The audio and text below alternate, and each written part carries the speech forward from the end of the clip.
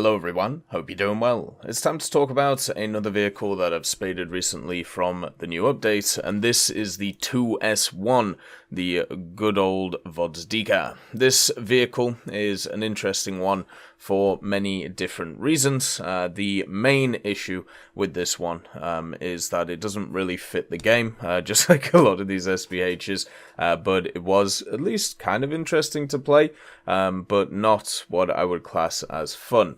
I played the Hungarian one in the Italian tech tree because that's what I've been grinding out, the Hungarian setup, and the other one, the USSR one, is probably better because it actually has a lineup.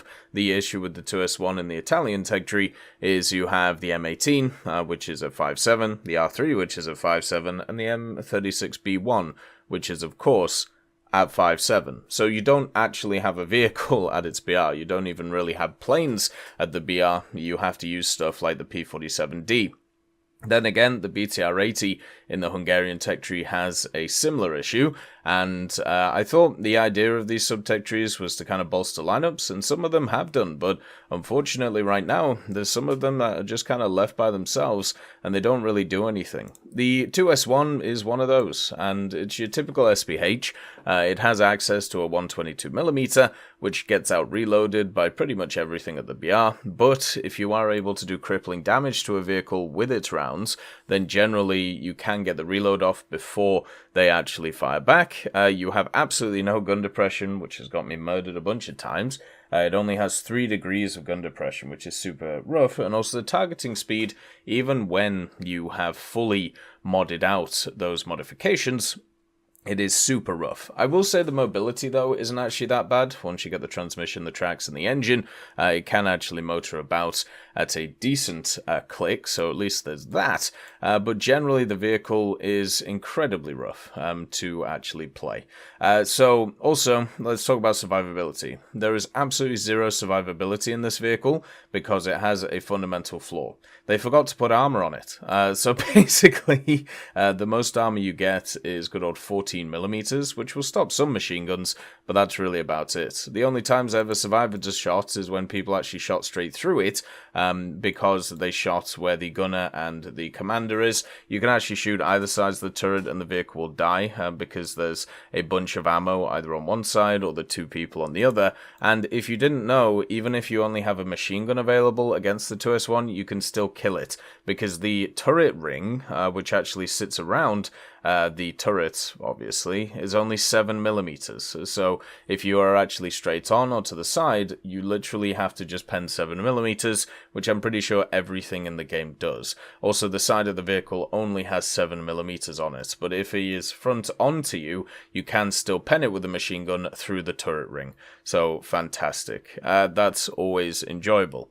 So, why do I think it's balanced, right? Because, obviously, if you have a look at the title, a lot of people think that balanced means that it's good for its BR and it works, and unbalanced means that it's, bad for the BR. But balanced can mean a bunch of different things. And to me, when it comes to this vehicle, if you move it in BR, like if you put it down, it doesn't actually do anything for it. And the other thing as well is it does have access to some decent rounds which can do a lot of damage. The 3OF56 seems to be completely bugged right now, by the way. The second HE shell you get, it is exactly the same as the default shell, so don't bother with that. But it does get the HEVT, which if the targeting speed was improved on the vehicle, you could use to hit planes, but it also gets this Heat FS shell.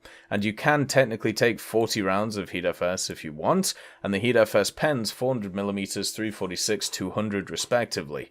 And obviously sometimes you can shoot vehicles and nothing will happen, but most of the time if you aim for ammo or if you aim for central compartments, you can do a decent amount of damage with this vehicle, which can work really nicely in its favor. So if you put it down in BR, it doesn't really face anything that would really change how this vehicle is played. The only thing it would do is it would mean it would fit into that 5-7 lineup for Italy a lot better, which would be really nice.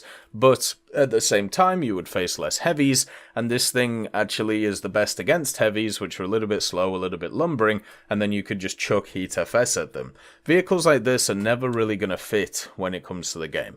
They're always going to have issues, they're always going to not fit metas, and they're always going to have to play very specifically. There were two things that I needed to happen every match just to be able to do stuff in the 2S1.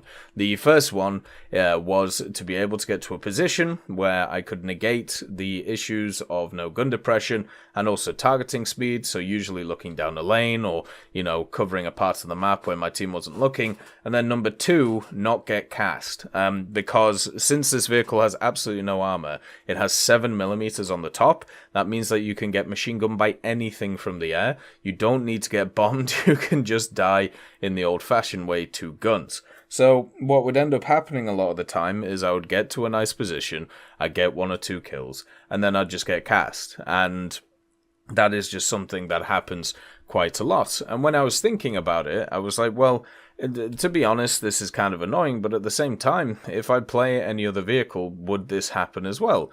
And the answer is, well, no, not as much, because I would actually have armor, I'd have mobility, maybe I'd have a stabilizer, maybe I could change positions and move in.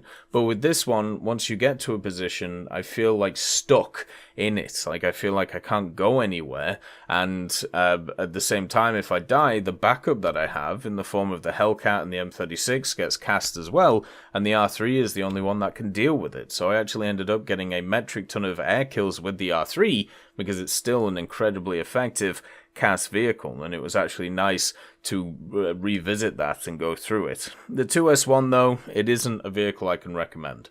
Even though it's technically balanced at its BR, because against other ground vehicles it is able to annihilate them, especially if you want to use the HE, it isn't a fun experience. There are so many factors that make this thing weak compared to other vehicles, and there's similar factors that we've talked about previously before. Stuff like targeting speed is a real issue. Not having gun depression, having a worse reload than most of the stuff out there, having no armor, being able to be just nuked by artillery, machine guns, CAS, all of these things is not very fun. And I understand that whenever I talk about these vehicles, there's a few people who talk about, oh, well, you could change your playstyle, or you could change this and you could change that. The fact that I have to be forced to play into a specific playstyle with these vehicles, and also that specific playstyle hinges on a few things happening completely out of my control in a battle to even be able to do well, shows the inherent issues with these types of vehicles. I'm glad that people are enjoying the Vidar, especially with its laser rangefinder and thermals, but just understand that that is not the standard SPH experience. The standard SPH experience is filled with RNG, even with this thing with its Heat FS, filled with odd reloads, odd targeting speeds, and just the fact that you can use standard vehicles in the same role that you can use stuff like the 2S1, and then do other roles as well. You can't be aggressive in this thing, you just have to basically hold lines, and that's it. And generally, that is not a fun experience for anybody. As always, I hope you have a wonderful day, and I'll see you next time. I'd just like to thank Brendan Quinn, Vilneus, Character Fuel, Juan the Panda, Carrion Crow, Gus Irenicus, Pyman, Merciless Reaper, Orange Tail, Teddy, Daniel Stanton, Moxie, B. Young, Bareen, Peter Grayling, Alan Hacker, Sem Alslan, Uncle Bean, and Derek R., and also Lafouche for supporting the channel.